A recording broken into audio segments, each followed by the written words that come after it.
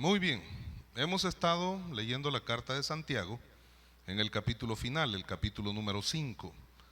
Carta de Santiago, capítulo número 5. Carta de Santiago, capítulo número 5. Carta de Santiago, capítulo número 5. Se recuerda, no os quejéis unos contra otros, para que no seáis condenados. He aquí el juez está delante de la puerta. No hablen unos de otros, en otras palabras.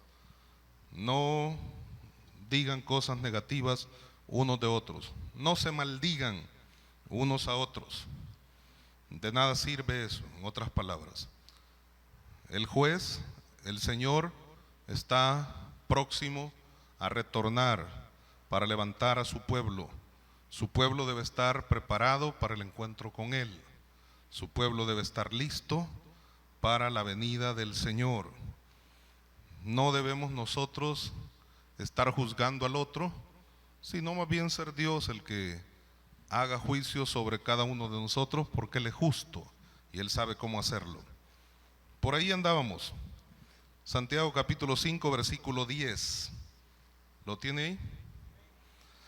Hermanos míos, tomad como ejemplo de aflicción y de paciencia a los profetas que hablaron en nombre del Señor. Hermanos míos, tomad como ejemplo de aflicción y de paciencia. Esto, véalo entre paréntesis, en la hora de la prueba.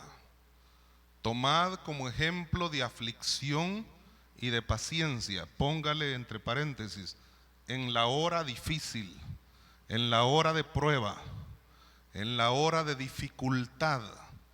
Tomen como ejemplo a los profetas que hablaron en nombre del Señor, que por hablar en nombre del Señor fueron perseguidos, fueron vituperados, y que el Señor mismo nos manda a nosotros a que podamos nosotros sentirnos o ser bienaventurados cuando por causa de Él nos persigan, nos vituperen y hagan cualquier clase de mal contra nosotros mintiendo.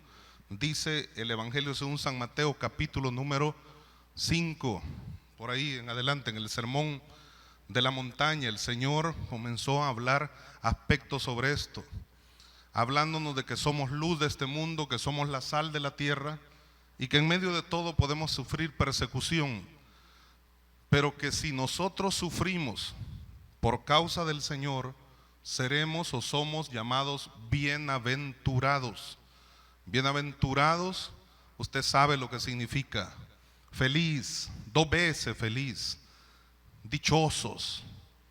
Le he dicho de larga vida, de larga duración. Pero hay una definición extra que me llama la atención y me llamó mucho la atención al analizarlo de esa manera acá. Y más adelante lo dice también. Digno de honra. Ténganlos por dignos de honra, de honor, de reconocimiento. Cuando por causa del Señor los vituperen y los persigan, diciendo cualquier clase de mal contra ustedes, mintiendo, porque así persiguieron a los profetas que fueron antes de vosotros. Ténganlos entonces a esos profetas de Dios.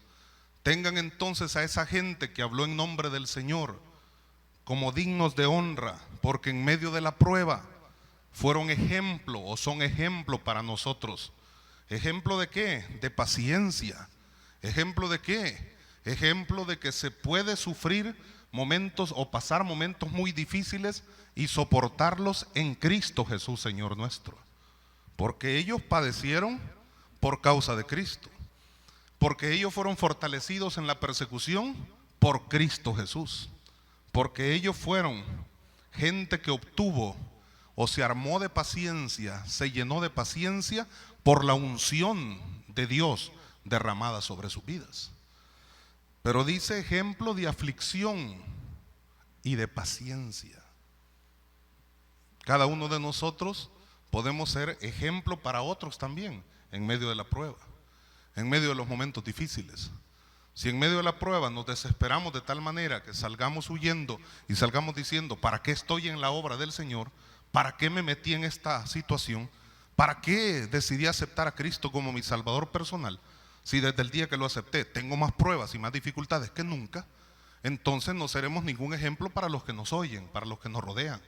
Porque a lo mejor aquellos que nos oyen son gente más nueva en el Señor, son gente que tiene poco tiempo de estar en las cosas de Dios. Y nos miran a nosotros como héroes de la fe.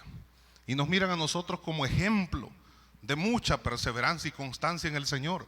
Pero si a la hora de la prueba salimos gritando, si a la hora de la prueba salimos llorando, si a la hora de la prueba salimos renegando y salimos diciendo una serie de cosas, los que nos oyen a lo mejor dirán: ¿de qué sirve tener tanto tiempo si no se ha madurado lo suficiente para poder entender las cosas del Señor o qué es lo que Dios quiere hacer en cada una de nuestras vidas? No es fácil esta situación, no es fácil soportar una prueba, no es fácil padecer la prueba o sufrir la prueba, no es fácil armarse de paciencia en medio de la prueba, no es fácil. Lo primero que se nos ocurre es renegar, lo primero que se nos ocurre es reclamarle a Dios que por qué aquello vino. Yo no digo que usted y yo no podemos decir por qué. Alguien nos enseñó, creo yo, a muchos, que no se le debe de preguntar al Señor por qué. Yo creo, sin temor a equivocarme, lo digo con respeto a Dios y a ustedes, que a Dios podemos llegar de manera familiar, diciéndole Abba Padre, diciéndole papito, diciéndole papaito, y sin nada de prejuicio en el corazón podemos hablar con Él, preguntarle por qué de esta situación y para qué de esta situación además. Y Dios será amplio en responder a nuestra vida seguramente. Y si no nos responde en el momento que preguntamos, de todas maneras Dios tiene un tiempo preciso para darnos a conocer el porqué de cada cosa o por qué cada cosa se está teniendo que sufrir o padecer. Necesitamos la unción de Dios, claro, porque la unción pudre todo yugo, pues. Necesitamos la fortaleza del Espíritu Santo para que al operar en nuestra vida nosotros podamos seguir hacia adelante. No importa la adversidad, no importa la situación, aunque venga la prueba y sea duro el conflicto y me encuentre afligido, nunca cambiarás, Señor. Tú sigues siendo Dios Todopoderoso. El versículo 11 dice algo semejante. He aquí, tenemos por bienaventurados a los que sufren.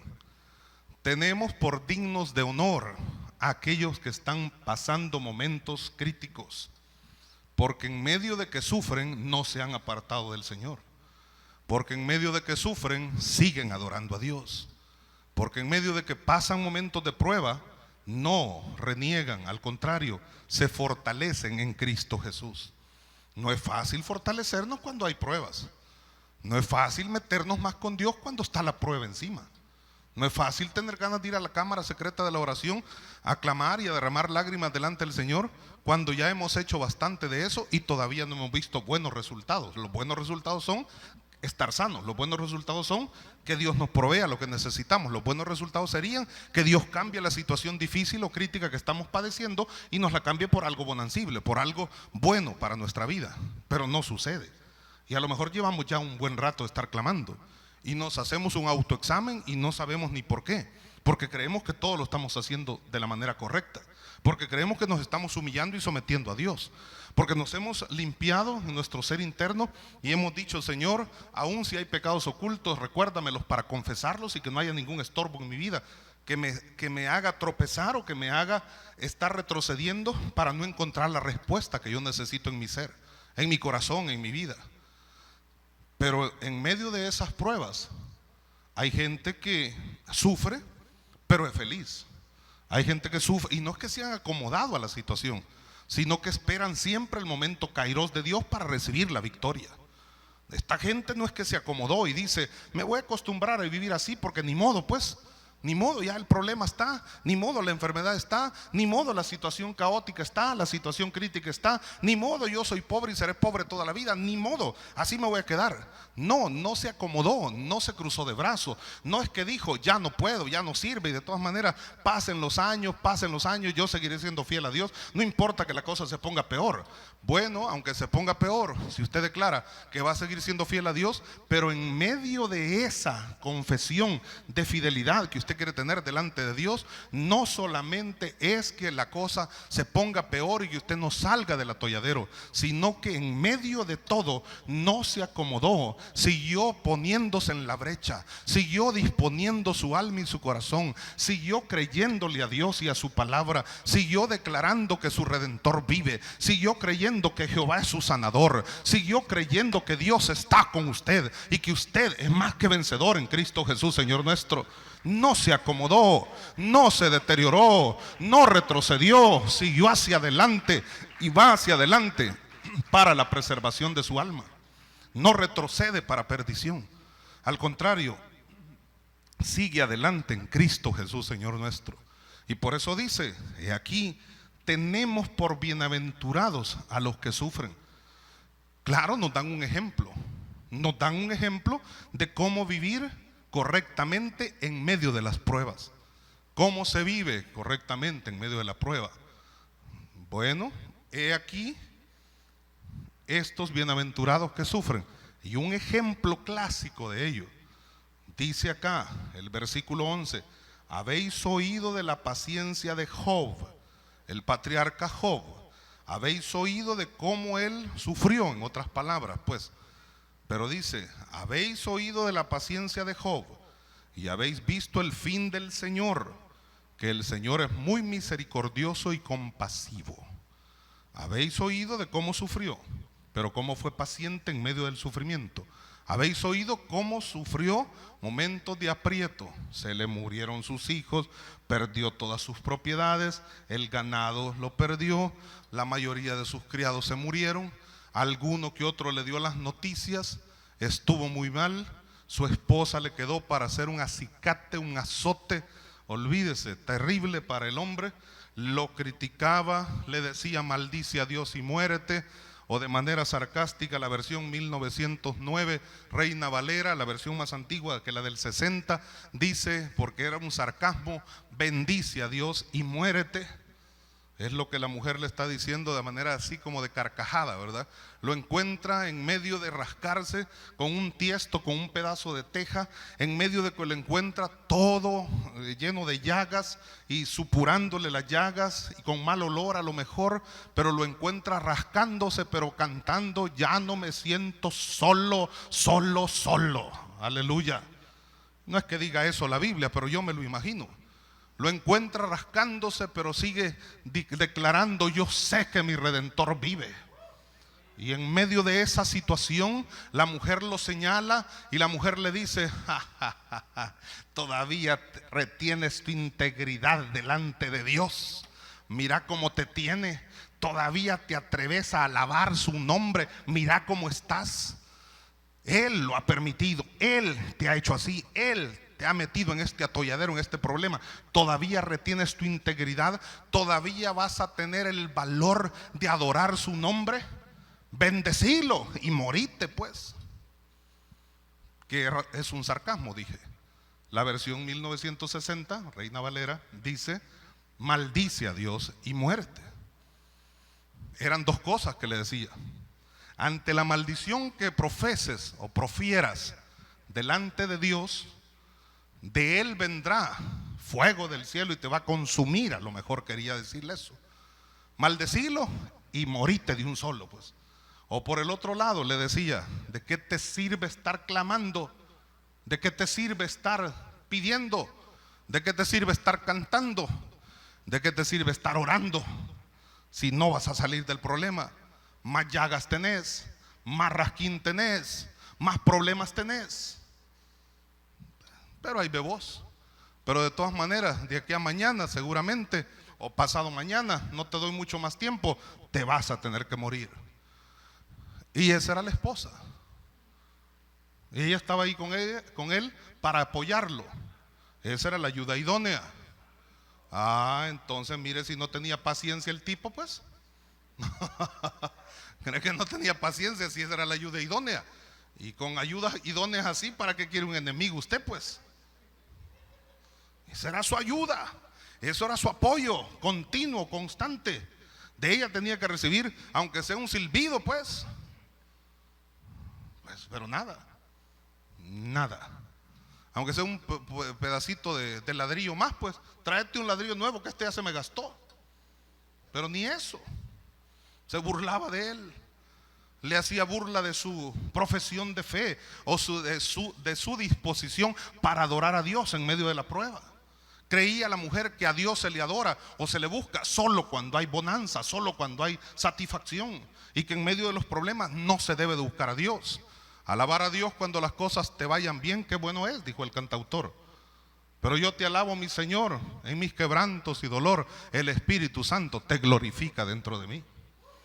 En medio de la prueba, eso es mucho más glorioso todavía, porque usted sabe que después de alabar a Dios y el problema se resuelva, usted pudo tener fe y usted confió en el Señor de que a pesar de los problemas, Dios es Dios todopoderoso.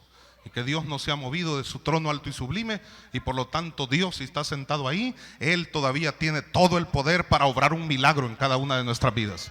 A su nombre sea la gloria. Entonces habéis oído, de la paciencia de Job, y habéis visto el fin del Señor. Habéis visto que después Dios lo restauró, y si tenía pues algunas propiedades, Dios le dio el doble, y si tenía ganado, Dios le dio el doble, camellos, ovejas, de todo.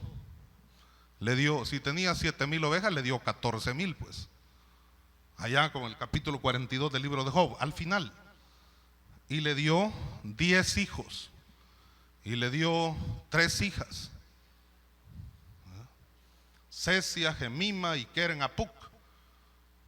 Y aunque los nombres no tan simpáticos, pero de todas maneras, Keren Apuk, imagínense, pero tienen su significado bonito. Pero dice en medio de eso que eran las mujeres más hermosas.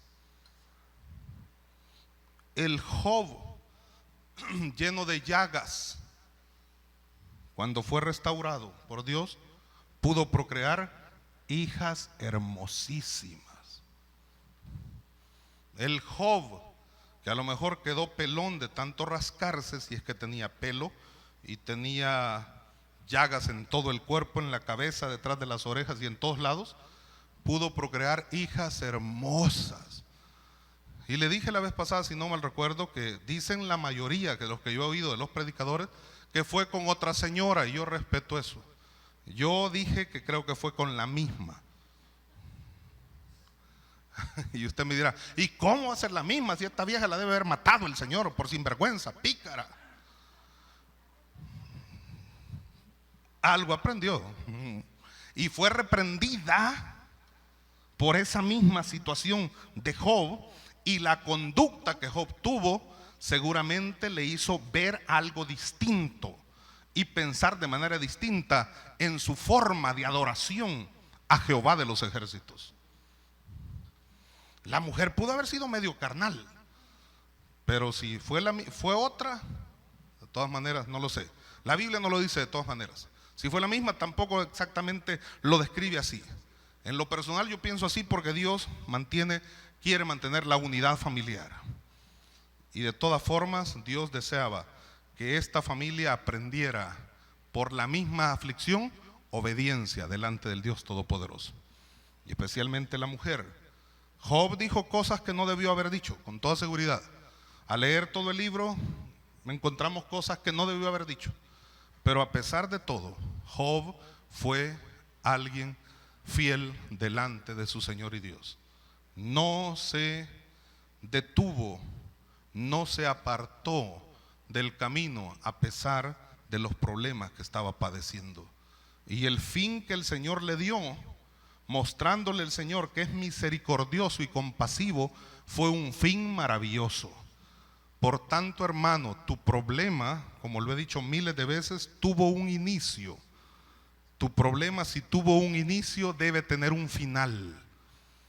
Y al tener un final, tiene que ser destruido el problema en el nombre todopoderoso de Cristo Jesús. Dicen los que predican la palabra que esta situación de Job no fue un sufrimiento que duró cientos de años, pues, o décadas, o algo por el estilo, sino que fue un sufrimiento que se mira muy largo, se mira exageradamente gigantesco, pero que poco más o menos duró como un periodo de gestación en una mujer, como 9 meses, y que después de eso Dios lo restauró, Dios le dio gran victoria y Dios le permitió llegar a ser uno de los hombres siempre más ricos en medio de los orientales, poderoso y con familia muy especial para la gloria de Dios. Tuvo paciencia, supo esperar. Vale la pena esperar en Jehová. El Dios de Job es el Dios del Centro Misionero El Sembrador. El Dios de Job es su Señor y Dios, amado hermano y hermana. Por tanto, depende de su necesidad y mi necesidad. Dios quiere bendecirnos de manera especial. En estos últimos versículos, si usted lo mira, el escritor de la carta, Santiago, habla de diferentes temas, porque habla de no quejarnos unos contra otros, habla de tomar ejemplo de aflicción y de paciencia de aquellos que nos antecedieron en el Señor, habla de esta situación de Job o que Job padeció y cómo él puede ser llamado bienaventurado, digno de honor, también definiéndolo de esa manera la palabra bienaventurada o bienaventurado. Pero en este otro versículo, el versículo 12, cambia totalmente de escenario y ahora viene a decirnos una cosa interesante también, que el sermón del monte lo menciona y que Jesús lo mencionó en el sermón de la montaña, pues quiero decir, Mateo capítulo 5, versículo 33 en adelante, por ahí poco más o menos está. Cuando el Señor habla, habéis oído decir, no perjurarás, no tomarás el nombre de Dios en vano, quiere decir, o no jurarás sin cumplir lo que prometes o lo que estás diciéndole a Dios que le vas a cumplir, sino que si juras algo delante de Dios, entonces cúmplelo para que no seas condenado, para que no caigas en un pecado. Entonces por eso habéis oído decir, no perjurarás. Pero yo os digo, dijo el Señor, que no juréis ni por el cielo, porque es el trono de Dios, ni por la tierra, porque es el estrado de sus pies. Dice así, Mateo 5, 33, 34, por ahí. Búsquelo ahí, búsquelo ahí. Lo busco yo también, pues, para buscarlo juntos. ¿Sí lo tiene? 5, 33, ¿verdad? Además habéis oído que fue dicho a los antiguos, no perjurarás, si no cumplirás al Señor tus juramentos. Pero yo os digo, no juréis en ninguna manera, ni por el cielo, porque es el trono de Dios, ni por la tierra, porque es el estrado de sus pies, ni por Jerusalén, porque es la ciudad del gran rey, ni por tu cabeza jurarás, porque no puedes hacer blanco o negro un solo cabello. Pero sea vuestro hablar sí, sí, no, no, porque lo que es más de esto, de mal procede. Amén. Lo que no debemos andar jurando, pues. Jurar es pecado, pues, va. Por esta, y hasta besito. Jurar es pecado. Ahí lo dice, pues. No debe hacerlo, pues. El problema, ¿sabe cuál es? Que la gente no nos cree y por eso andamos jurando. Porque nosotros no somos dignos de confianza muchas veces. Por eso es que tenemos que andar jurándole a la gente, no hombre, si te voy a pagar, te lo juro. ¿Verdad?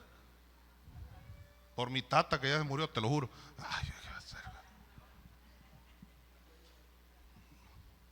Por lo que más quiero en esta vida, te lo juro.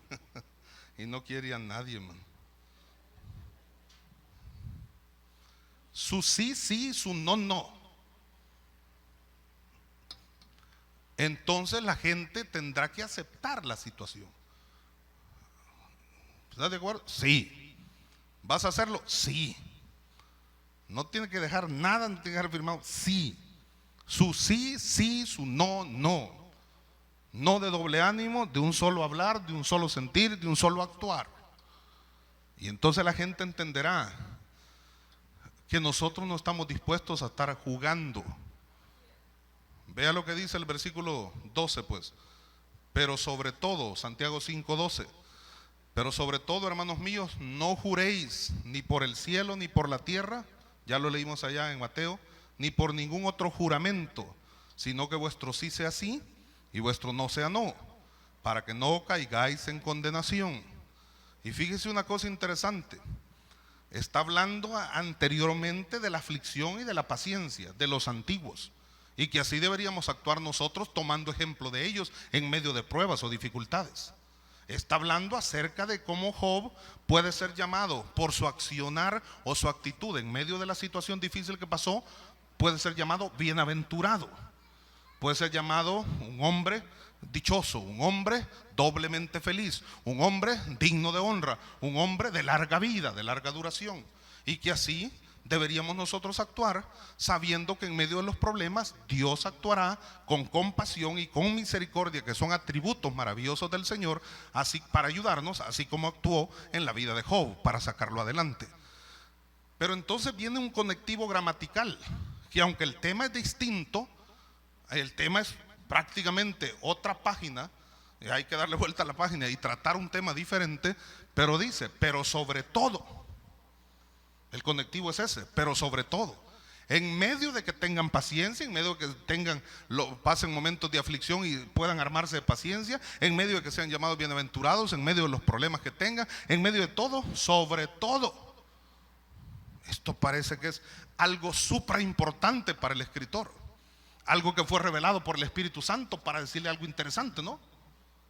Porque es un tema distinto. ¿Qué tiene que ver jurar? ¿Qué tiene que ver jurar? Bueno, veamos si tiene algo que ver con poder pasar los momentos de aflicción o de situaciones de armarnos de mucha paciencia para poder soportar la prueba y las dificultades.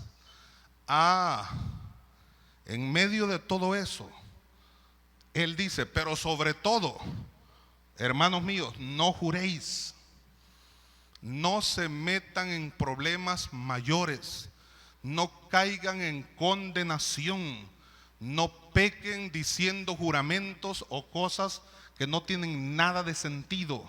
Actúen de manera correcta, de manera sobria. Y si esto hacen, seguramente que por eso, y ustedes van a hacer, pueden ser envueltos en situaciones difíciles, aflictivas, desesperantes, que después no hallarán la solución, porque no creerán que por esa razón están siendo oprimidos o están siendo apretados. Tengan cuidado, en otras palabras, de lo que van a hacer, cómo van a actuar. Usted no tiene que jurarle a una muchacha cosas para que se las crea. Tienen que creerle con su palabra, hermano amado, hombre.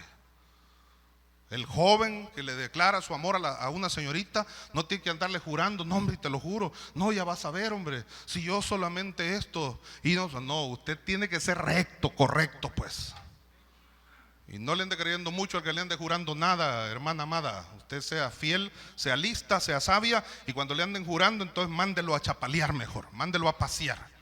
Dele una manta y que vaya a comprar tortillas y no lo vuelva a recibir. Es que no se debe. Usted no le puede estar jurando a nadie nada. No, hombre, ya vas a ver. Si yo te juro que voy a ser fiel ahí en la iglesia, ya vas a ver. Dame el chance, yo te juro. No tiene que jurar nada. Su testimonio hablará por usted, pues. Sus palabras hablarán por usted. Su vida cristiana hablará por usted. No tiene nada que estar diciendo. Es más, mientras menos hable, mejor. En las muchas palabras no falta pecado, dice la Biblia. Entonces es necesario que nuestra boca no nos haga pecar, pues no nos haga caer, no caigamos en lazo de condenación por andar hablando más de la cuenta. Si no se necesita estarle diciendo nada al Señor, Señor, ya sabes tú, ¿para qué? Si a Dios le hace promesa, no se tarde en cumplirla, porque es mejor que no le prometa nada y no que prometiéndole no cumpla lo que le ha prometido. Entonces cumpla lo que le prometió. Si usted le dijo que va a ser servidor de Él, pues sírvale al Señor desde ya. Si usted le dijo, Señor, yo no importa donde me pongan a trabajar, yo te voy a servir, pues se lo dijo ¿cuándo? Hace 7 años que comenzó la iglesia en este lugar, aproximadamente 8. Entonces, pues hermano, entonces pues ya es tiempo que se decida, pues. No, pero es que estoy esperando todavía la confirmación de Dios. ¿Y cuál confirmación? diga sí, sí, o diga no, no.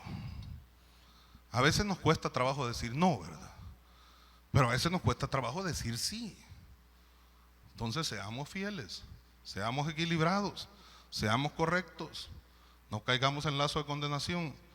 Jurar no es agradable. Jurar, y aunque esto parece una cuestión así muy rara, ¿verdad? Burda, qué sé yo, cursi.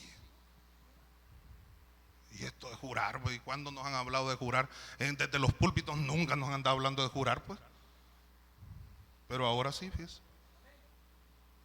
Entonces no hay que andarlo haciendo, pues. Porque al hacerlo podemos caer en condenación. Porque al hacerlo podemos caer en pecado. Por no decir que es un pecado hacerlo. Bien. 13, a lo mejor termino acá. ¿Está alguno entre vosotros afligido? Pues sí, téngannos entonces allá gente que recordemos a los profetas que fueron antes de nosotros y estos fueron ejemplos de aflicción y de paciencia. Entonces, ¿está alguno entre vosotros afligido? ¿Qué vamos a hacer ahora? ¿Qué hicieron aquellos profetas? Siguieron proclamando la palabra de Dios. A pesar de la persecución, siguieron declarando que el reino de los cielos se había acercado a ellos. A pesar de todas las situaciones difíciles a las que se exponían, siguieron declarando la palabra de Dios. ¿Qué vamos a hacer nosotros? ¿Está alguno entre vosotros afligido? La aflicción viene por cualquier situación a nuestra vida que se presenta, situaciones económicas, situaciones difíciles, temores que vienen. Bueno, la gente, si antes no se sentía con mucha seguridad, imagínense ahora, pues. ¿Qué es lo que habla la gente? ¿Qué es lo que dice la gente? ¿Qué es lo que el pueblo de Dios habla? ¿Será contagiado o contaminado el pueblo de Dios con las mismas palabras que el mundo habla, o seguiremos creyendo en la cobertura del Dios Todopoderoso? Seguiremos creyendo en que Dios nos tiene en el hueco de su mano. Dios tiene al mundo en sus manos. Dios tiene a su iglesia en sus manos. Aleluya, alabado sea el nombre de Dios. Pero en medio de todo lo que se oye, todo lo que se mira, todo lo que se sabe, todas las noticias, todo habla de lo mismo. Masacres aquí, masacres allá, vandalismo acá, esta situación en la cárcel allá, estos los dejaron libres, estos fueron los que los mataron, los descuartizaron, pero olvídese. En medio de todo, fuera con todo eso, en el nombre de Jesús de Nazaret. Pero eso nos aflige, eso puede oprimir nuestra alma. El diablo puede aprovecharse de eso cuando nosotros abrimos un poquito de ventanas ahí en nuestra alma y decir, pues sí, pero está fregado, pues. Pues sí, pero ya no está seguro uno. Pues sí, pero la cosa está dura, pues. Y aunque tenga portones y con candados y tenga hierro por aquí, hierro por allá, y cruzado esto y pues alguna tranca por dentro y algún candado por fuera, pero de todas maneras la gente parece que de alguna manera sabe cómo actuar y cómo meterse, pues. Y uno se siente preocupado y afligido y no sabe las cosas. ¿Qué es lo que dicen los mismos cristianos? Hermano, hoy sale uno de su casa y no sabe si va a regresar. ¿Ha oído eso? ¿Lo ha dicho usted? Yo no le estoy reclamando, no estoy diciendo nada de eso, estoy diciendo que esto nos aflige. Y cualquiera lo decimos, pues. Y vámonos ya. Mejor deje hablar, termine ya, hombre, que ya es tarde. El bus ya va. Ya. Se aflige uno, se preocupa. Ahora, ¿de qué aflicción está hablando acá? ¿Alguna aflicción en particular? El contexto habla de aflicciones por las persecuciones que hay. El contexto habla de eso, pues. El contexto habla aún de no jurar. ¿Para qué? Para no caer en condenación. Entonces no nos metamos en más problemas de los que ya podemos tener y a los que tenemos que enfrentarnos en el nombre todopoderoso de Cristo Jesús. No le busquemos 3 pies al gato sabiendo que tiene 4. Si el problema está ahí, enfrentémoslo sin pecado en nuestro corazón para poder ser libres y vencer toda fuerza del diablo en el nombre todopoderoso de Cristo Jesús, Señor nuestro. Pero ¿está alguno afligido? ¿Alguno afligido entre vosotros? Amado pueblo del Señor, ¿está alguno entre nosotros afligido? No, claro que no. Y sin embargo a veces sí. Ahora no. Gloria a Dios. Antes del culto, antes de venir a la iglesia, durante la mañana, a la hora del mediodía, cuando no había mucho que comer, cuando el niño llegó de clase, cuando el grande llegó de clase, cuando la niña llegó con el novio y tenía que dejarlos solos, y ya no quiso venir ni al culto mejor porque tuvo aflicción. No sé por qué, pero por algo. No le vio cara de espiritualidad al muchacho. No sé. Aflicción porque no sabe qué es lo que va a encontrar cuando llegue a su casa. No sabe si su esposo va a estar contento o va a estar... ¿Hay luna llena ahora? No, yo pregunto nada más para ver si está suficientemente claro, pues, para ver bien la situación. No sabe lo que va a encontrar. Pregunto. ¿Está alguno entre vosotros afligido? ¿Qué dice el consejo? El consejo bíblico es: gócese, disfrute, relaje, cante. ¿Qué dice el consejo bíblico? ¿Está alguno entre vosotros afligido? Haga oración. Aleluya. La oración fortalece, la oración penetra el alma, el espíritu, su palabra misma llena nuestro ser. La oración es medicina, la oración es alimento, así es el cantautor también, ¿no? La oración, decía aquel himnólogo, decía: la oración es reconstituyente para el creyente que militando va con Jesús. Fíjese, eran como 20 estrofas así, todas eran iguales. La oración convierte el alma del penitente. Bueno, la oración es medicina. Olvídese, la oración cambia, sana al enfermo. La oración, y toda era así. Y al final: y si pedimos en el nombre de Cristo, recibiréis no dudando lo que pidiereis de Dios. Imagínese ese canto de 20 estrofas en una mañana de domingo. Solo ese cantamos. Repitámoslo, hermanos. La estrofa número 7. Olvídese. Pero está alguno afligido, haga oración. ¿Qué hacemos cuando estamos afligidos? ¿Qué hacemos? Nos tronamos los dedos, le hablamos al amigo, hablamos con el familiar, hablamos con la familia. Hoy no hay, mis hijos, ya no hay. ¿Quién sabe si mañana habrá? Solamente nos queda un poquito de harina y un poquito de aceite para hacer alguna torta, comérnosla y morirnos. Eso parece algo bíblico, ¿eh? Sí. Solo falta que nos toquen a la puerta y el profeta nos diga: ¿no tienes un poquito de torta que me regaléis? Si tiene un pedazo de pollo, mejor. Mire, tortas mexicanas. Bueno, y después muéranse. Denme de comer y después muéranse, pues. Pero la obediencia hará que la voz del Señor sea sobre ti y te diga: no se escaseará la harina ni el aceite.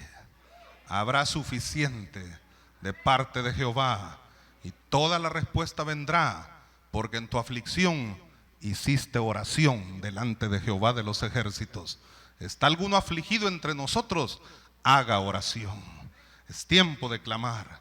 Si hay aflicción, es tiempo de orar. Si hay preocupación, es tiempo de orar. Si hay situaciones difíciles y cosas que no podemos nosotros saber ni por qué vienen, es tiempo de seguir clamando en la presencia de Jehová de los ejércitos. El consejo bíblico es: ¿está alguno afligido?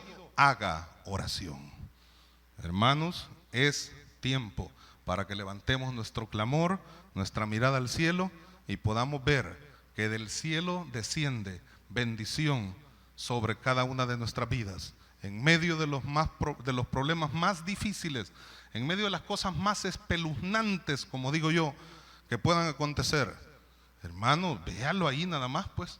Esto está fuera de control. Lo predicábamos el domingo, ¿no? Si no hay visión, el pueblo se muere, el pueblo perece. Sin profecía, el pueblo se desenfrena. Si no hay revelación de lo alto, el pueblo está fuera de control. Y en este caso, la nación, me parece a mí, está fuera de control. Hay anarquía, no hay nada, se salió de las manos todo el asunto, no se puede. Nadie puede, nadie. El único que puede se llama Jehová de los ejércitos. El que puede usar a nuestro gobernante, el que puede usar a nuestras autoridades y guardarlas en el hueco de su mano y ayudarles para que salgan adelante, es el Cristo de la gloria. Él es el que puede. ¿Está alguno afligido? Haga oración. Es tiempo de volvernos al Señor, porque Él será amplio en bendecirnos, en perdonarnos y en ayudarnos a salir de victoria en victoria. Padre, te damos las gracias, te bendecimos, Señor. Te glorificamos, te alabamos, oh Dios, y damos gracias a ti porque al leer tu palabra, al leer estas porciones de la Escritura, nos damos cuenta de cosas muy interesantes. Definitivamente, Señor, son cosas que cada uno puede extraerles mucho jugo y mucha revelación tuya de tu Espíritu Santo puede venir para que cada uno pueda darle una interpretación mucho más amplia de lo que podemos nosotros compartir en estos momentos. En medio de todo, Señor, gracias por tu inspiración, gracias por tus bendiciones y gracias por tu ayuda, tu auxilio sobrenatural, tu auxilio, Señor, providencial a cada una de nuestras vidas. Dios, manifiéstate con poder y ayúdanos en todas las cosas que nos toque emprender, y en medio de estos problemas que nos causan aflicción y preocupación, desesperación, ayúdanos, Señor, para poder seguir orando, orando hasta ver tu respuesta, orando hasta que el cielo pueda abrirse de par en par y tú derramar sobre nosotros bendición hasta que sobreabunde, no solamente para que nos aliviemos, no solamente para que podamos decir, ya me siento un poco mejor, sino que haga oración hasta ver la respuesta de los cielos, hasta ver la respuesta de lo alto, hasta ver tu respuesta, Jehová, que se ha derramado sobre cada una de nuestras vidas. Padre, en el nombre de Jesús, ministra la vida de cada uno, ayúdales en todas las cosas que cada uno emprenda, mira sus necesidades y auxíliales en todas las cosas que necesiten, Padre de gloria. Bendice, Señor, bendice a todos aquellos que tienen una petición y una necesidad y obra un milagro en sus vidas, como el caso de nuestra hermana Ónica, Señor, que sigas perfeccionando tu obra de sanidad sobre ella, es nuestra oración en el nombre de Cristo Jesús. Y así en la vida de cada uno de aquellos hermanos y hermanas que lo necesitan, un toque de tu mano, y aquellos que no te han conocido, que necesitan abrir su corazón a ti para aceptarte como el Salvador de sus vidas, tócalos por tu Espíritu Santo, convéncelos de pecado, de justicia y de juicio, y ayúdales, Señor, en todas sus necesidades para que puedan salir adelante en las cosas que necesiten, Señor, en el nombre de Jesús. Si hay alguien entre nosotros que nunca ha aceptado a Cristo como su Salvador personal, alguien que nunca ha hecho una decisión de fe por Cristo Jesús, queremos invitarle para que pueda tomar esa decisión de fe en esta hora y así indicárnoslo si así lo desea hacer, con su mano levantada, por favor, con su mano en alto, ahí su mano levantada, su brazo extendido, su mano en alto para poderle ver. Manténgalo así unos segundos si es que hay alguna persona que desea abrir su corazón a Jesús, para que alguno de los servidores se le pueda acercar para orar con usted y por usted. Si hay alguien que quiera aceptar a Cristo como el Salvador de su vida, confesándole sus pecados o reconciliándose con el Señor, ya que se ha apartado de los caminos del Señor, abra su corazón, alce su mano, manténgalo un ratito en alto para que alguien de los servidores pueda llegar a orar con usted y por usted. Y ahí en casa, si en algún momento dado pasa este mensaje ahí en la pantalla del televisor, si usted oye esta reflexión bíblica y necesita abrir su corazón a Jesús, alce su mano ahí también delante del Señor. Yo no le miraré, pero el Señor mirará y verá su corazón y su necesidad para poder obrar en su vida. Dígale al Señor esta oración, diga estas frases delante del Dios Todopoderoso, aquí en el santuario y allá en sus hogares. Señor Jesús, te necesito y te abro mi corazón para que tú puedas reinar en él, bendecir mi vida y convertirme, Señor, en un hijo tuyo, en una hija tuya. Yo, Señor, confieso que tú eres mi Salvador, el Señor, el dueño, el amo, el rey de toda mi vida. Y te pido desde este día que me dé fuerzas para serte fiel hasta que tú vengas a levantar a tu iglesia o me llames a tu presencia. Gracias, Señor. Amén y amén. Que Dios le siga bendiciendo. Si usted ha orado de esa manera, usted se convierte en un hijo o en una hija de Dios. Y esto le da derecho a usted para disfrutar de bendiciones eternas con Cristo Jesús. Puede visitarnos acá en el santuario, si usted en su casa ha hecho esa decisión de fe, y poder